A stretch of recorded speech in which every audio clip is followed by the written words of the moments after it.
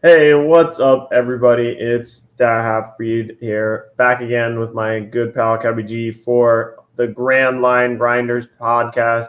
We're back here with episode 22, I believe. It's going to be a exciting episode. I've had a very dramatic past week with a lot of my accounts getting hacked. Don't click on links people send you in Discord, kids. I learned my lesson. But still excited to talk about One Piece. OP13 is right around the block, so we'll be talking about that. And this regional, of course. But I had an interesting week. But how was your last week, Kevy? So yeah, I've been just recording, doing streams, and then I played Weiss Schwartz on Saturday because someone paid me $20 to play it. So I had that. Wow. So that was something. And of course, I've been spending a lot of my week either with the kids or I've been playing a lot of Pokemon Scarlet. So that was my Oh, entire wow. week. Yeah. Anyway, That's like, that one's a couple of years old now, right? yeah. But I got it for my birthday, so I was like, Nice. whatever. Yeah, I like the old Pokemon games. I kind of just wish Nintendo eventually would come out with a game where you just drop us Kanto region and then you just give us the rest in DLCs and have it just one game, be one game, and get all the Pokemon. Because I really want to collect Yeah, them like all. really big, long game. Yeah, I want to collect them all, not just partial. But that's a different story and totally different IP than we're talking about today. But as you said, we're going to True. talk about the regionals, basically in LA, top 16, and then we'll get into talking about OB13. So we're going to have a fun time with this. So Rayleigh won the whole thing with a bunch of green purple Luffys and other Luffys just snagging up 10 through being a 2 through 6.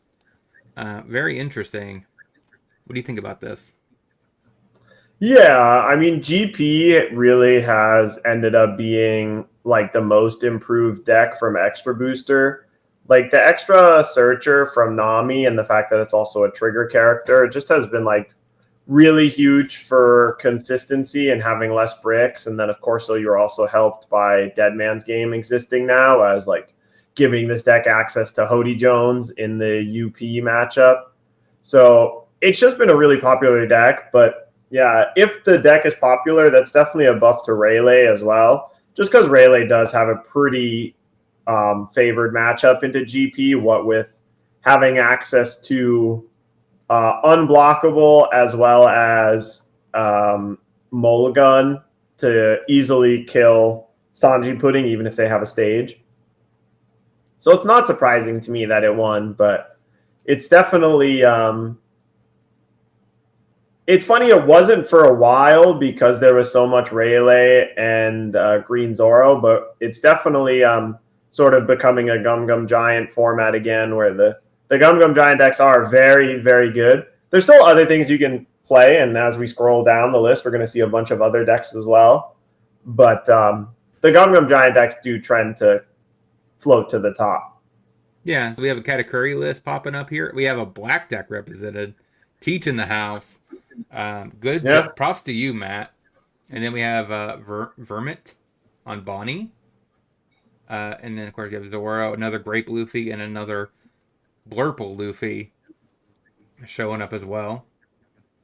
Uh, Anything you want to talk about regarding these section of the top 16? I think it's still really nice that you can have these outlier decks pop up and like, category as high as top 8 is pretty cool. Like that's a throwback, right? Remember, this is a year one of the game card.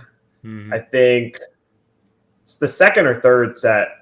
I forget right now, but a very popular but also very hated leader that now has just become like so hopelessly outclassed. You would think in terms of like the power of the leader effect. Like most leader effects do so much more than give you +1, right? But doesn't also But doesn't also look at your top or hmm, their top and put it at the bottom of their life if you want? yeah, which is helpful for triggers, but a lot of the times, you'll already know what it is or something like that. and then it gives you a little bit of information, but still, most of the time it's +1. Yeah.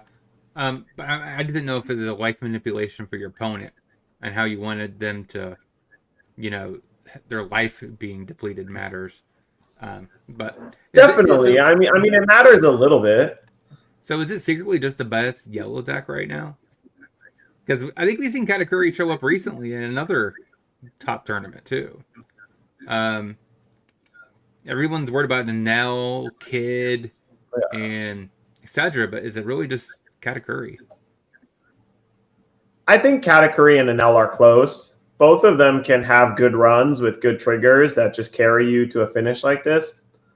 But yeah, they're close. They're both good. Scrolling down, we have another Teach, another Bonnie, another Zoro. Interesting. Nice to see The couple Peach deck, Teaches, couple Zoros. So like, there's not a couple Rayleighs, which is a little weird. So looking at this top thing here. So I mean, there's a lot of purple for sure, but there's a little bit of a divide between the two drop area where there's two green decks or four green decks split, and then two Teach decks. yeah, and then the outliers of Rayleigh and Katakuri. And But purple Luffy. yeah, which is like a purple deck, but it's still a healthy pie. Like Gum Gum Giant is a good chunk of the pie, but it's split between 3 decks. And then the other 50% of the meta is a kind of diverse spread. And like the Teach deck is good. It's consistent. It has its weaknesses, but Yeah. Um, I'm kind of interested to see how it does stacks up in OP13, to be honest, and see if it actually still can do some stuff. But it's kind of weird that it's basically the same cost of Emu, if you think about it, um, price wise. So I mean, who's going to play Teach? Well, we shall see. yeah. I hope to be able to do. Hopefully, he's still viable. I gotta imagine they're going to print another leader for him at some point, probably in the near future. Just because he is an emperor, he is the 7 warlords of the sea at one point. He's had such a huge, basically, enemy of the entire show. One of the main enemies. So, Yeah. is there anything else you want to talk about regarding the top 16? I mean, I don't mind repeating myself and saying that. Like, I think this format's been really good, and I'm kind of sad that we have it for a short amount of time. And I'm definitely like testing for OP13. I've been feeling the whiplash of like, where'd all my favorite cards go? All my favorite cards, they're just not relevant anymore. They're just all worse than the OP13 cards. But I like this meta. If there was ever an option to like come back to metas of a time, I would certainly love to come back to this one. So I hope people cherish it. And I think the games are almost always interesting and skill intensive. And I like it. I agree. Especially this one looks a little bit better to me. Like, and again, Mm-hmm. I could just be biased because I go on my favorite decks are actually in the top. So that gives me a little bit of insurance saying, purple Luffy made it, Blackbeard made it. I have a maybe it's not that bad. Yeah, pretty good. Uh, Yeah, I think in this meta, everybody's happy except blue players. But I mean, I guess blue players kind of get blue purple Luffy. But yeah, and sadly, like Kuzan's missing one piece. mm-hmm. Buggy's missing something. And again, Buggy kind of gets hit by Zoro, so it's kind of like stonewalled out of the format. I think if Zoro was gone, maybe Buggy actually wouldn't be too bad. But Mm-hmm. I can't imagine it's that bad into purple decks. Like it had didn't it recently didn't it have like a slightly favored matchup into blue purple Luffy previously. You're very favored into blue purple, but your tough matchup is green purple. You're very unfavored into green purple. But let's go ahead and dive into what our main part of this discussion is OP13. So this format is going to be geared around Zoro. Um, where's the other Emu? And where's Ace? These are the tier 1 decks, and everything else is just kind of like fall in line based off of what we think is good into one or the other. This is kind of our triangle. So what decks do you think would be in this tier 2 section that you could play and still be extremely viable? Probably get a top 16 every so often. I know probably up for It's discussion is probably definitely going to be Sabo, right? Sabo's probably in that yep, discussion, and so is Roger, I would yep, think. yep. Roger, Sabo, and Luffy make it in as well. You think Luffy, the new one? Yep. And I got to imagine Bonnie's in this discussion as well, isn't she? Bonnie's like, nah, it's like a tier 0.5 or viable rogue deck. Probably tier 2.5.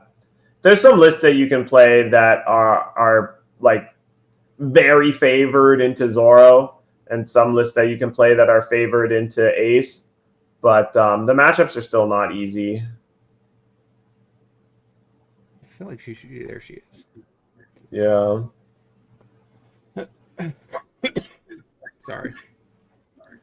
Okay. I think Zoro Sanji is like a tier 2 deck as well. Yeah, I was gonna say Zanji is definitely in that section.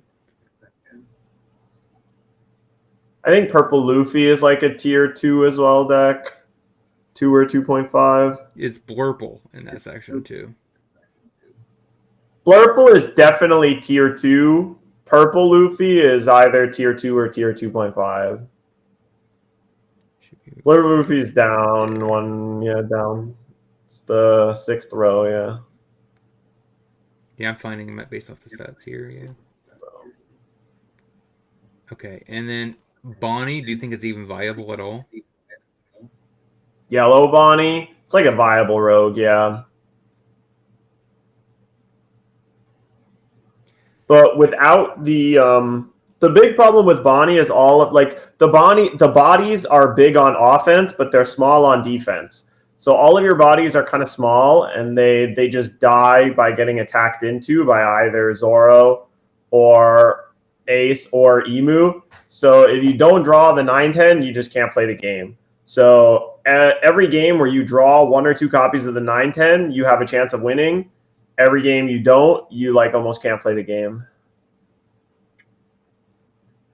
Does Calgera have any kind of shot as a viable rogue deck, or do you think that's just out? Yeah, it's fast enough. There's definitely some probably overlap between these two and their kind of play patterns. So that makes sense. Yeah, there's a bunch of viable rogue like aggro decks in terms of like Yamato, Lim, Rayleigh, Bellow Betty. Rayleigh is the one. Do you think it's tier 2 or do Yeah, you think it's tier 2.5? Rayleigh I think is like I think it's tier 2. It's good enough.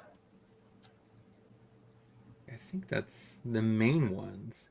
Now, is there any Yeah, you can viable put Lim up rogues? there and I think Lim. yep. Lim is a viable rogue deck. Same with Blue Purple Sanji. Now, the one I've seen going around as of late is Nico Robin.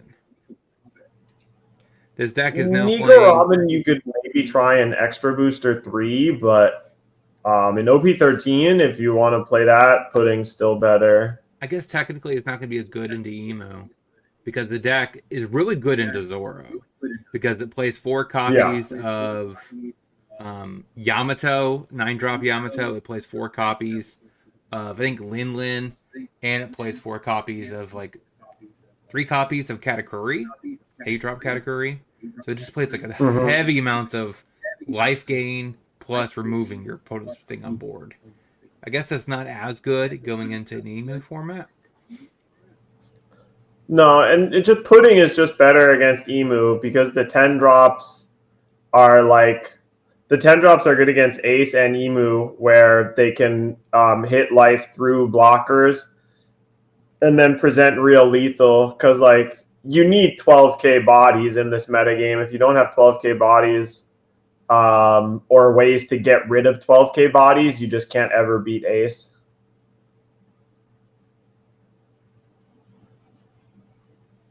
So I think that's it for the initial discussion. So let's go and talk about the actual result so far in the East. Yep. So I mean, it makes sense. Linland does have a third place, so that does validate. Linland's a viable rogue deck, and you have Zora Sanji right here. You have Ace, Zoro. Yeah, you can go fast enough for sure, but yeah, you're going to be seeing a lot of Ace, a lot of Emu, and some Zoro. I think there's a chance that Zoro is even just like still a step worse than Ace and Emu. So there's a random Rododante list. Is this actually a viable leader?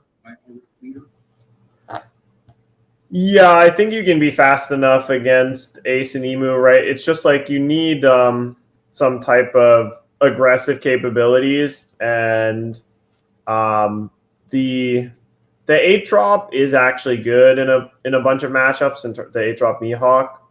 Well, I mean, you can click on the deck list. Yeah, Kid's not 8-drop Kid's not bad either. Yeah, because like I think they rush most of the time. How much Dawn do they have left over in Emu after they go off and have the rusher? Do they have enough to be able to get over a Kid? The Emu deck? Yeah. So they go off. They sack the 10-drop. They get them all back to one of them has rushed. That thing can't get through, right? Yeah. Based on how much Dawn they have left over. A tapped Kid. I mean, they usually have like 5 Dawn left over, so they could attack it for 12. They could do 6 at 12, and they can also blow up a blocker, but it's still like, it means that you're guaranteed not going to die. And I think it gets a lot of work off of the 3-drop Mihawk. There's just a lot of decks that play the 3-drop Mihawk and stuff. And I mean, just click on the deck list because I'm interested to see if it plays a 6-drop Law as well, or whether it's just old cards.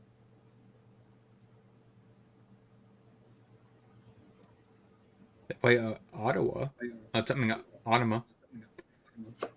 Yeah. Otama. Oh, and they're also and Yamato. Yamato Marco. Actually, and they're on 4 copies of Shanks to beat Ace. That actually looks pretty not too bad. Yeah, it's interesting. It seems like this is mostly a protect the Cavendish deck where you're really just trying to assemble the Mihawk plus Cavendish. Yeah, that's kind of what it is now, which is why I thought maybe this could be decent into Emu. Because, I mean, at least the turn of activation, you're probably going to be very unlikely for them to get through the Kid. Yeah, and it helps a lot against Ace, too, since Ace so often wins with 10-drop Roger. That makes it so you can't block. Like, having the Kid be an extra life is huge, too. And Sugar is probably so annoying for Ace. Yeah. I like this. I think this actually is a very valuable deck. So yeah. It's probably in that section. They play their 10-drop blocker, and you can just rest it. Yeah. So the other one, I've seen another one, Blackbeard showing up. 8-1 is no joke either. How is this deck stacked up? Not like some random local. Okay, so they have a decent amount of 2Ks. The feet, 1 shot. They're back on Devin. Just need more blockers. 4 6-drop Kuzans? Interesting. And only 1 black spot. You just need more blockers. It's like Ace is playing a 12K every turn, 3 turns in a row. Yeah, and we're back on 10-drop Teach. Yeah, 3 copies. Yeah. So, I mean, it's definitely one of those metagames as well where there's like a clear top 2 or 3 decks, but there's still other viable alternatives. But like the new cards from OP13 are just so powerful.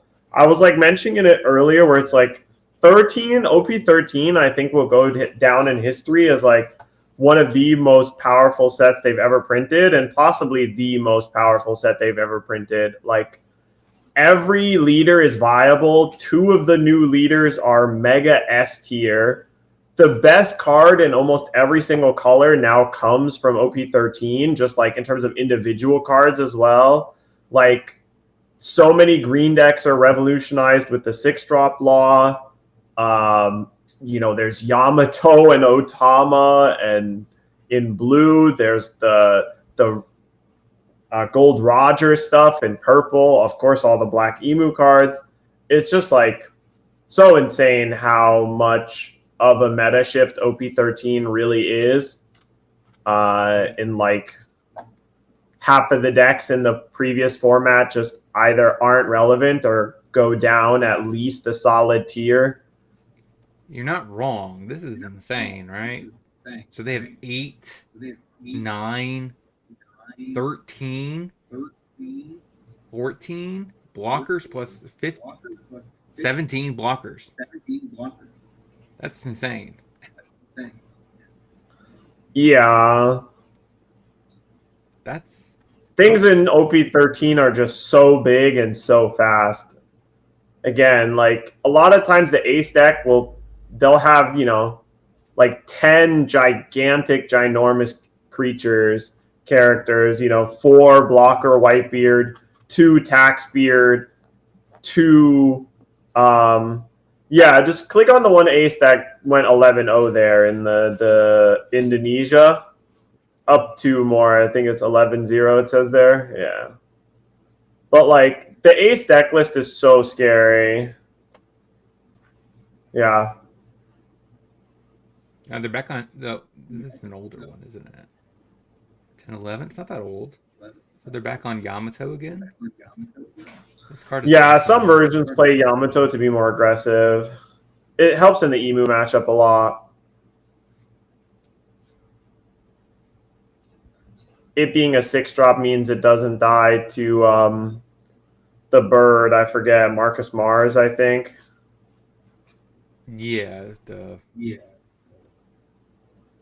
think it might be Marcus Mars. The deck just draws so many cards, Ace, right? You just have like 12 to 15 copies of draw to.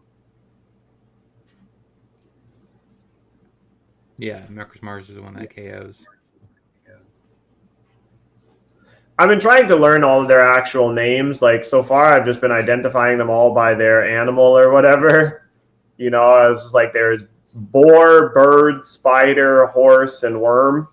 But it's Saturn, Warcury, Venus, or Nusjuro, Nusjuro, Mars, and Jupiter. I think they're all planets, Jupiter. Right? Jupiter. Yeah. But, dude, Empty Throne is just so insane. Empty Throne is such a problem. It is such an insane stage. How much of a discount it gets you is so crazy. It's just, like, it's laughably easy to get 4 Elders into the graveyard and then chain 10 drops 2 or 3 turns in a row. And the fact that you get to play it for 4, and then you still have 6 Dawn left to attack with, so you can either make like an attack for 9, you can like make 2 attacks for 9 with your 7k haste swinger, rush swinger that you get, plus your leader, and still have a Dawn or 2 up for events. And with them playing, 4 copies of Rad Beam plus 2, sometimes 4 copies of the event with Nusjuro's face on it that gives +3 as well. They just have so much events on defense after they play their 10 drop that plays 5 characters. It's so insane, man. I really think that they are going to have to do something about Empty Throne, because like the games where they don't have Empty Throne and the 10 drop actually costs 10 because they just have the 1 drop Holy Land, which makes it cost 9, and then you have to pay 1 and discard a card. Like, that's fair, because then they have 2 blockers and you can like rest the 2 blockers or do something and attack them. But when they get to play the 10 drop and just hold up 4 Dawn for Rad Beam with no requirement and no downside, it just feels so insane. Yeah, you're talking about the one that destroys a stage. It's real good in the mirror. Yeah. In the mirror, you just never put Empty Throne into play. You just play the 1 drop, but that's what I'm saying. Those are the games where you get to experience what Emu is like when it's actually fair, and it's definitely a lot more interesting. But yeah, Empty Throne is just not fair at all. I'm intrigued to see how it pans out. I'm going to be facing it. Maybe we'll face it tonight. I don't know. Yeah, I mean, you can definitely play some tonight. But I think the fact that it has 2 searchers that both dump all of the cards in the graveyard just means that the 7 cards in your yard is just laughably easy to get. You just get it activated at turn 2 a lot of the time. I'm just checking to see how much copium's here. I'm kidding.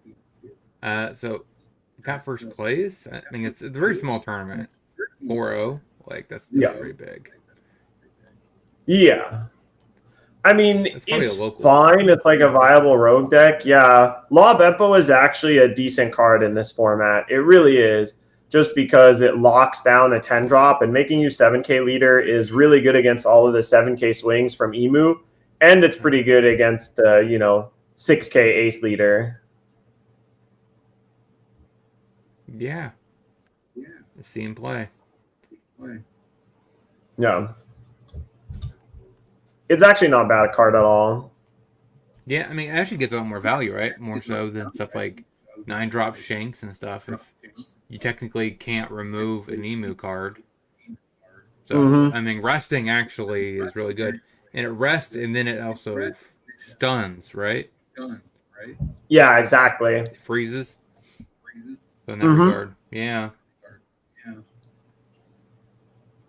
Yeah, 9-drop Shanks can sometimes be a liability against Emu, right? Because it just doesn't have an on-play effect in that matchup. A random buggy list. Yeah, Japan has a lot of 5-round tournaments. I mean, that's I think that's a normal LGS tournament, right? Or is this higher than that?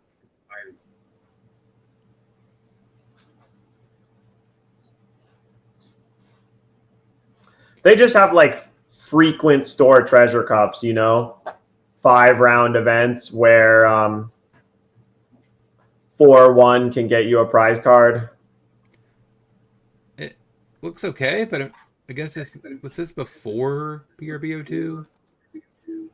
Yeah, you're decent into ace. You're actually really good into ace, but you're very weak into Zoro still, and okay against Emu, but not great against Emu either. But it's interesting to see Buggy. He must have dodged those. He must have dodged the Zoro LGS. So random 1 red Zoro, but that's not. It's kind of late. I mean, kind of old. 10-4. Yeah. That's about 2 weeks ago.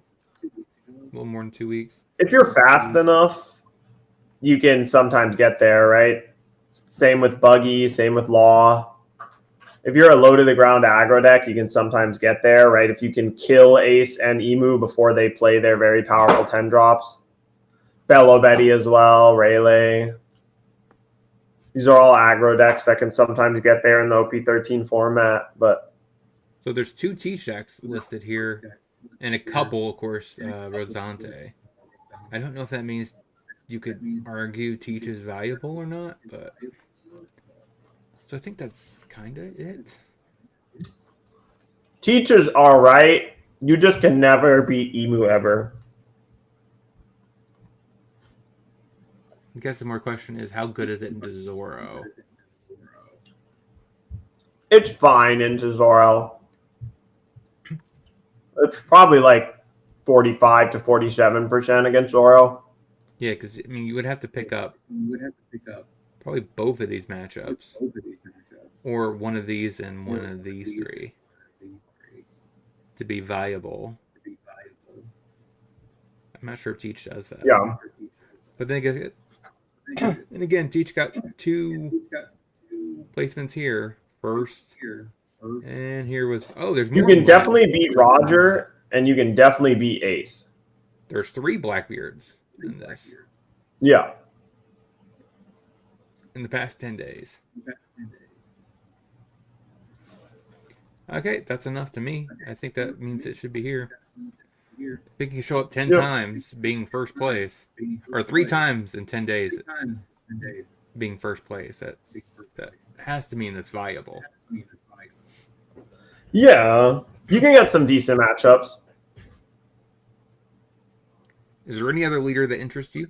I mean, the only other ones that you could argue is Smoker. I mean, there's a bunch that you can put into viable rogue in terms of yellow green law. Is it red green or yellow green? Yellow green. Yellow green law. Green yellow law. That's like OP9, right? It's between Sugar and Usopp. Yeah. I guess you could argue these could be okay. I don't know about Smoker. Smoker's iffy, but I don't know if I would bring it to a regionals. No, I wouldn't. I wouldn't want to bring Smoker to anything that's bigger than like a 6-round event. Same with a lot of these decks. We did this deck so injusticely. Where does Great Bluefy fit? I mean, it's like maybe a viable rogue deck, but it's so rough. The Emu matchup is terrible because Marcus Mars is original cost. So even if you have stage to buff Sanji Pudding, they can still blow it up consistently with the reanimation repeatedly. You just can't get through in that matchup ever. And the Ace matchup isn't great either.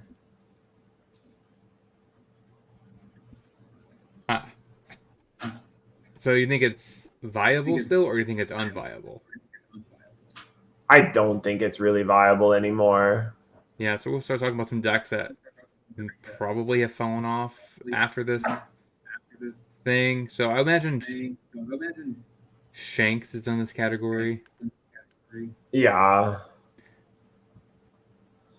Shanks is just outclassed. I mean, so many of the decks on here you just can't play anymore. Enel is kind of outclassed. You can't play Enel against Ace or Emu. What about Kid? Kid definitely not viable anymore. Same with Blue Yellow Nami. Oh, about Katakuri? We're just talking about him tonight. I mean, Katakuri is closer to a viable rogue deck than Enel. There's like I said, a bunch of viable rogue decks. I think Pudding's like a viable rogue deck too. I don't know. Same with Bello Betty. You're higher on them than I am. For sure. I don't really know if they're even viable anymore, to be honest. But anything that's fast or has a bunch of 12Ks it can play is like slightly viable, but anything that's medium or slow has to be really, really good. So I think Kuzan's just not viable anymore. I was gonna say we should talk about Kuzan since Kuzan was the go-to blue deck in OP12 meta. Yeah. So I kind of I more or less want to talk about decks that were viable in OP12 that might not be anymore. I mean, those are the main ones. Blue Yellow Nami was the other one that's like kind of viable and it's like not real anymore. Maybe it'll be viable again in EB03, but maybe. But again, Empty Throne has to go before we can have a conversation about the metagame, really. Or conversation about older decks. I think Robin fits in. I mean, I don't think Nico Robin was ever really viable, but there's this. That's a shout out to all the people that are following. I think what's his name that you rated the other day? Like he's been on the Nico Robin trip. Like he's been playing it nonstop in the cups. Nice. Hash I mean, if you believe hashtag. in a deck, that's worth a lot. Yeah, isn't that his name? Hashtag or something like that. Ian. Yeah, I think so. I've seen him play it a couple times. Yeah, he's been on this deck. I just don't think it's going to be viable if you can't remove Emu's cards off the board. Regrettably, it does make a lot of 10k bodies, though, which is, I guess, a marker for Ace. But yeah, so I think that's it. I mean, Qual was never really viable, so we can't really talk about her. No. Razante was never viable. So yeah, I think that's it. You That's know, pretty much. there's like a bunch more quote unquote viable rogue decks. Like I said, I think Bello Betty's in there. You could probably put Green Yellow Yamato in there as well. What was the other one that I saw? Vegapunk. You think Vegapunk is still pretty decent? Yeah. I know it's getting support in which set? Actually, it's the next set, right? It's getting support in. They announced a yellow Luffy starter deck. So there's that. There's going to be a yellow Egghead Luffy starter deck, as well as probably. I think that was the main cards, and maybe some support in EBO4, EBO3. OP13 is getting some too, right? Because Egghead Bonnie does have Egghead cards. Yes. So 9-drop. True. You could play 9-drop Bonnie in it, right? Correct. Yes. Which that actually is something I think at some point we should talk about, or we can talk about it right now. Do think when if you can get if you can get that Bonnie cheap, I would pick it up now. I mean, because there's a good possibility that ST29 Luffy is just good, and all of a sudden that that's going to be in high demand. Yeah. So, not financial advice, but kind of financial advice. You can pick it up for $1, like get a playset. Like because ST29 could make it skyrocket if it's good. So, and they usually make Luffy pretty decent. So, I don't know the last Luffy they made that was bad, to be honest. Except for the first Luffy, the first 2 Luffys. I mean, it's like subjective, right? No, I'm just saying statistically. I guess what do you mean by bad? I guess historically the worst 2 leaders are Luffy. Some people say blue Luffy's pretty bad, but it didn't feel that bad. But the black Luffy, the OG black Luffy, is pretty bad. It's not great, but it's not. Yeah, it's over here. Not terrible either. Yeah, but I think Gecko Mori is probably going to be also. Is it viable or not viable anymore? It's not great. So I think it's. You could beat Zoro sometimes, but you can't beat Ace and you can't beat Emu. You don't have a reasonable way to get rid of 10 drops against Ace now that there's no Ice Age. And you don't really have a reasonable way to kill any of Emu cards. So, I mean, you could maybe get Ace into a decent matchup if you start playing 4 copies of Stussy, but it's tough life. Yeah, Stussy does see a lot of play now. And I did not pick up a playset when I had the opportunity. Yeah. I did not. Stussy's one of the best black cards right now. Yeah, she went from being unplayable to just broken. I don't know.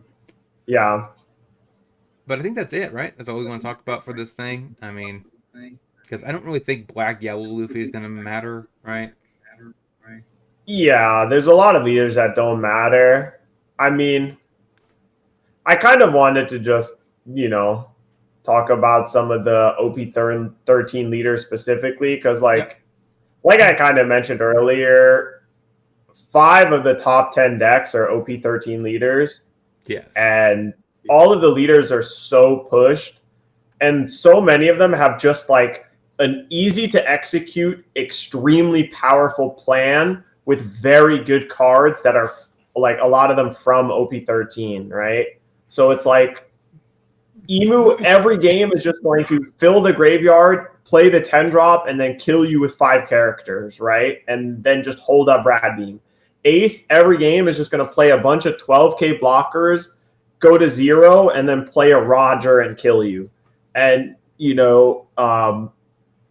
Gold Roger is just going to ramp and drop giant 10 drops on you, whether that's 10 drop Shanks or 10 drop Roger and 8 drop Roger. And like Sabo is just every game, it's 8 drop Dragon reanimating either, 6 drop blocker Sabo or what's the name of the 4 drop Revolutionary Army guy that lowers leader power? God. Karasu. There we go. Karasu, yeah, the red drop. Yeah. You just have Dragon reanimating Karasu or whatever, and you have 12 searchers in your deck because you also have Stage, so you just find everything every game.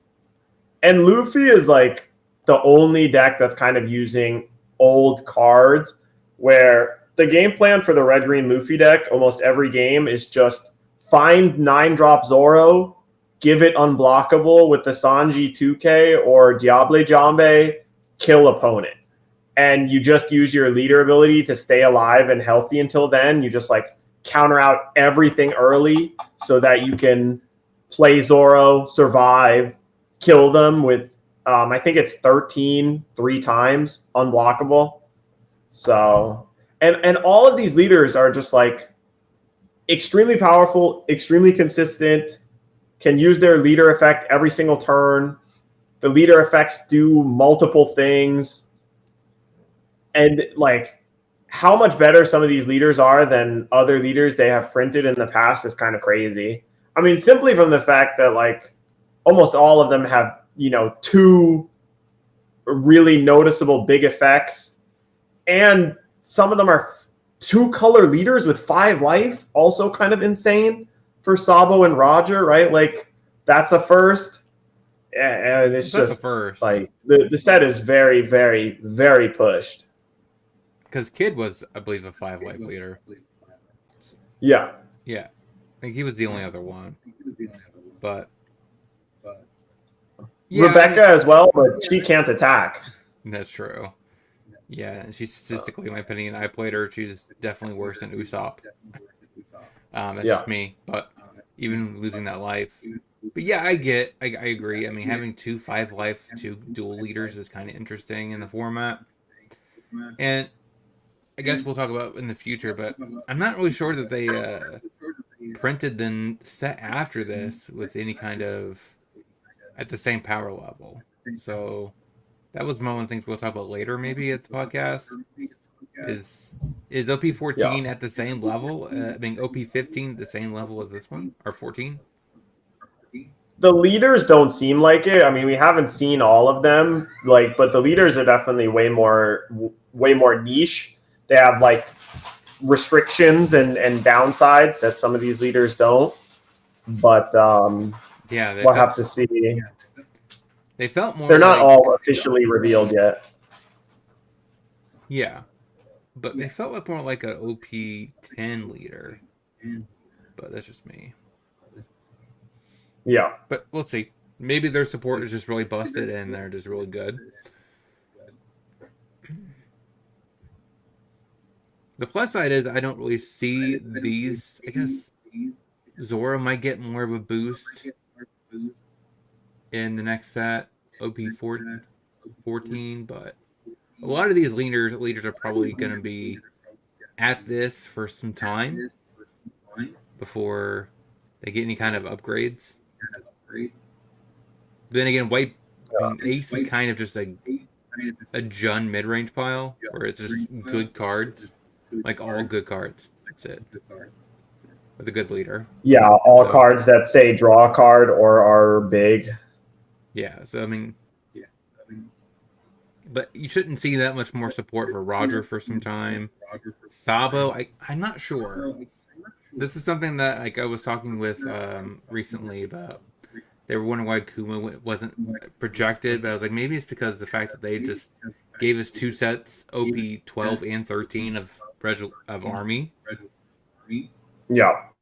Maybe they won't do Akuma, but so maybe they won't give us any more Rev support. I guess they're giving us Koala and EB03. Yeah, there's some new Rev Army cards. The EB03 card Koala is definitely very good. But yeah, I mean, I almost think giving the leaders more support would be kind of insane. Mm. So, and I think that like Zoro is noticeably worse than both Ace and Emu when you play out the games.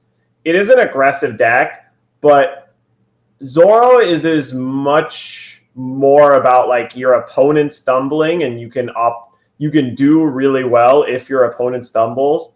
But like both Ace and Emu, just decks that are decks that just aren't like, they don't really stumble. They do their thing so consistently because they have so much draw power, so much cycling. So it's like a lot harder to mess up because like Ace will regularly have like 10 or 11 cards in hand, and Emu will regularly have a board of 5 characters, all 5. So I think that people are kind of a little worried about Zoro because it seems like it is likely that they will ban something from Ace and ban something from Emu, in my opinion, sometime next year, but we'll have to see.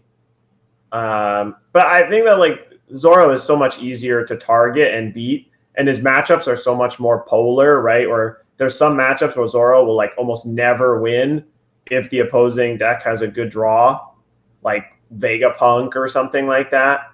But Ace and Emu, like the lowest win rate you'll get probably is like 40% or whatever. You know what I mean? Yeah, but I think most, I can't remember who made the argument recently, but someone made the argument talking about how Zoro kind of gatekeeps certain decks out of the format, which would help facilitate and maybe make it a better meta. So that is more of my concern. Is Mihawk is coming. We know we're gonna get some green support probably for slashers, so that's immediately gonna boost Zoro most likely in OP14.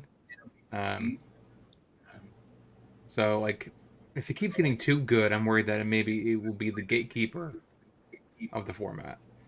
Yeah, I mean, somebody's always going to be the gatekeeper of the format. I think it just depends on what you're gatekeeping. And as like a straightforward aggressive deck where Zoro is really just going to, it's just going to attack you, right? With in a predictable way, especially that like it's a boogeyman, and I understand why people are scared of it, but Ace and Emu are so good, and they win in more insidious ways where you just like, it feels close, but realistically you never had a chance.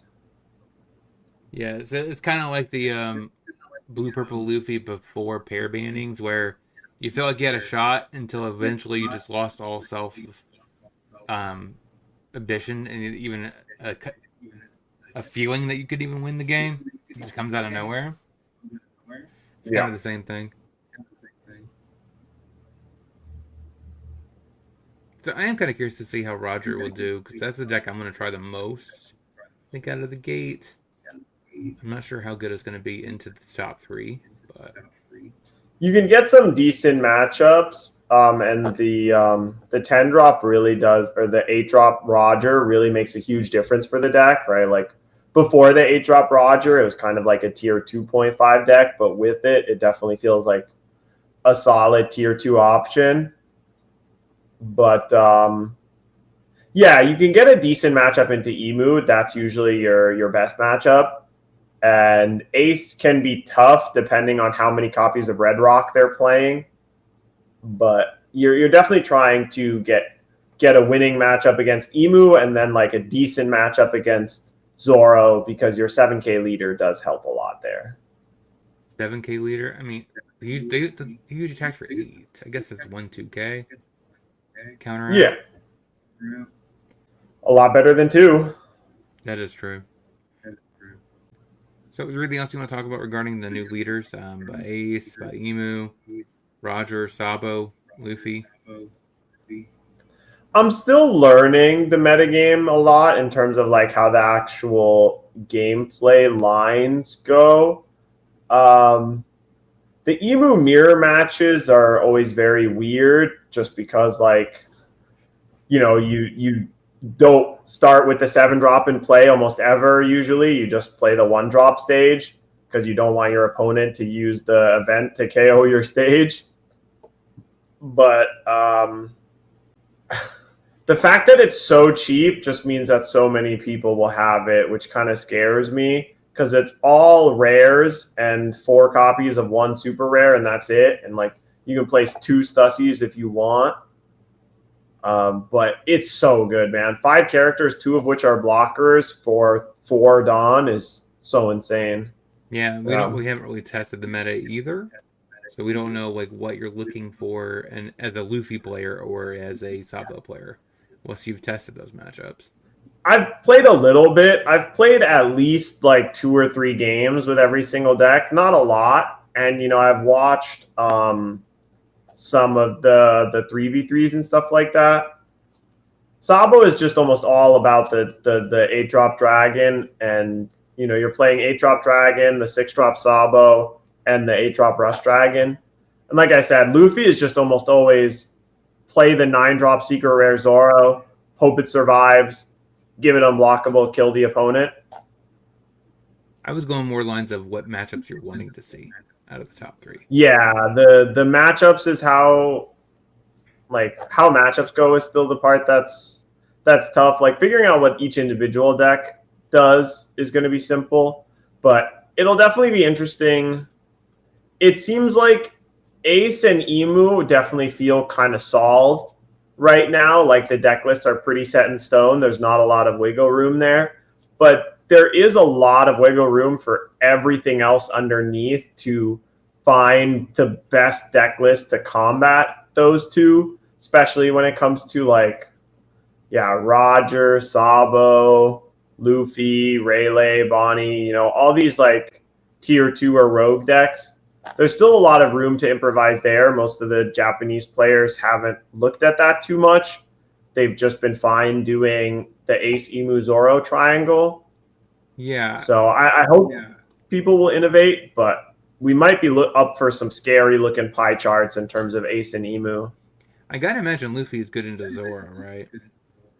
And you just tap a Dawn and you just kind of reduce Zoro's power by 2.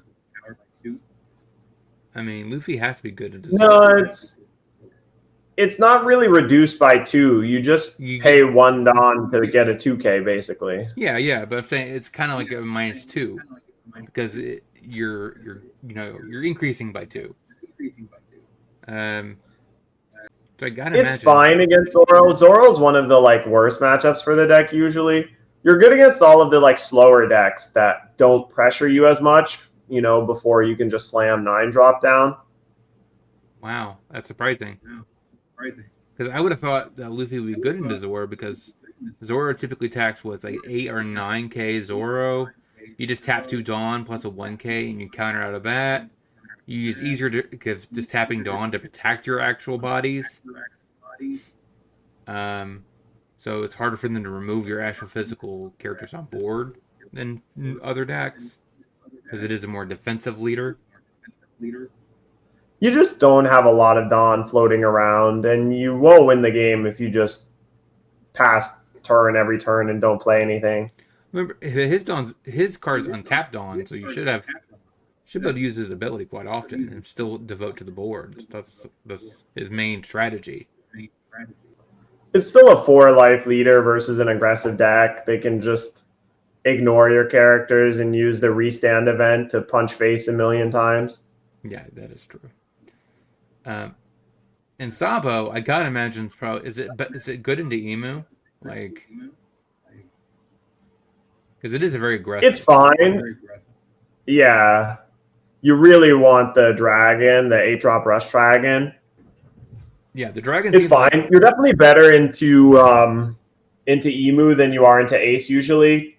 Just because, against Ace, you really need to draw Stussy to kill their blocker, the 12k blocker, because you just don't have anything that's that big, 12,000 power. But you have a lot of cards that are tough for the Emu to kill, because Emu kills 5 drops or less usually, and Sabo doesn't really have any of those that matter. Yeah, and then to Zoro, I gotta imagine you're basically really depending on Dragon because I mean they're gonna removing your bodies. Eventually, you're just gonna play an A drop, get another body back. But I don't know Yeah, how good that's gonna be. your bodies are so big; it's hard for Zora to remove, and basically a 6K leader with 5 life, so very helpful. Yeah, so I'm kind of I don't know how excited I am about this format, but I do know it's gonna be a lot of these three decks probably unranked. Yeah, yeah, especially Emu and Ace; those are very, very, very common and very good. And yeah, it's just so many of these cards are so focused on OP13 cards now as well, right? Even Zoro is like totally changed its build and it has like entirely removed 8-drop Mihawk from most of the lists and is now just all about the OP13 6-drop law that lets you like return a character to your hand and play a 5-cost character rested. It's just really strong because it also becomes a blocker when you're 1 life. And it's supernova type and it's slash. So it's searchable in a bunch of different decks and it can really get you like some super aggressive starts where you just like play 2 6Ks for 6 Dawn and you can have one of them be Cavendish, which untaps 2 Dawn, or the 5-drop Bonnie, which draws you 2 cards, discard one and untap a Dawn, right? Like there's just so many strong combos with the 6-drop law. Yeah, so well, yeah, we'll have to wait and see what the pieces Zoro gets, but hopefully Zanji gets up there at some point, especially after EBO3. I'm kind of excited to see maybe this could move up a tier with that new 2-drop that basically gives you Dawn. Uh, Yeah, it lets you activate your leader ability for free, basically, where you yeah, play the 2-drop, give the 2 rested on to your leader right away, and then just bounce the 2-drop to you do it over again. mm-hmm. Maybe that'd be enough to push this into a viable deck into like the tier 2 Yeah, section. maybe. It'll be interesting because EBO3 drops in Japan very soon. So we'll have to see if anybody picks up some of the new cards. Yeah, but the issue is we don't get it until what? February? Yeah, at least. We get it after we don't get it until after OP14. Yeah, which is going to be very weird. Yes. The whole schedule being thrown off and like actually not aligned with Japan has made the format very odd to predict. Yeah, because we're going to be looking at a format right next where we're not going to even know that format because we will get EB half of EBO4 and OP14 before that set, and then our meta is just completely different. So I mean, it's nice because our meta isn't solved, but there's no overlap or thing like that. So Yeah. you want to go ahead and go to closing, or just something else you want to bring up? Sure, yeah. I mean, my final thoughts are definitely that like I am going to test Kekfilet's theory and I'm going to double check when the last ban was and I'm going to put a dot on my calendar 6 months after the ban and I'm going to see if sometime around 6 months after they announce another ban because there's definitely some real problem cards in the format already, even like without us having gotten to play it, just like looking at results and tournaments from Japan. But we'll have to see, you know. I don't want to sound like a broken record always calling for bans, but I am just a person overall that thinks more bans is better, not less. But that's just me. I know a lot of other people disagree. But I'm still looking forward to playing games of this meta. If I have to give in and build Zoro, I will. But I'm going to try a bunch of other decks first. So, yeah, I definitely hope that things go well for you too with OP13. But are you excited to finally build some decks and play some tournaments? Yeah, so I'm actually excited to maybe do my first paper event, which will be my Yes. Treasure Cup in November. I got two of them. the day before Thanksgiving, so we'll see how the turnout for that one's going to be. It might be a very small tournament. I don't know. But either way, I'm still going to be figuring out what deck I want to play for that pretty soon. Which actually, after this, we'll probably end up just staying live after this and Yeah. trying out that deck and see if it's actually something I would want to try at a Treasure Cup. But besides that, I'm kind of interested to see how this meta shakes out. See how bad Emu actually is in Ace. Yeah. And seeing if they're like makes the format feel bad or not. So we'll see with how that pans out, to be honest. But let us know in the comment section what you guys want us to know about OP13. And leave comments or questions. We'll answer them in the next podcast. And we'll talk to you guys next time.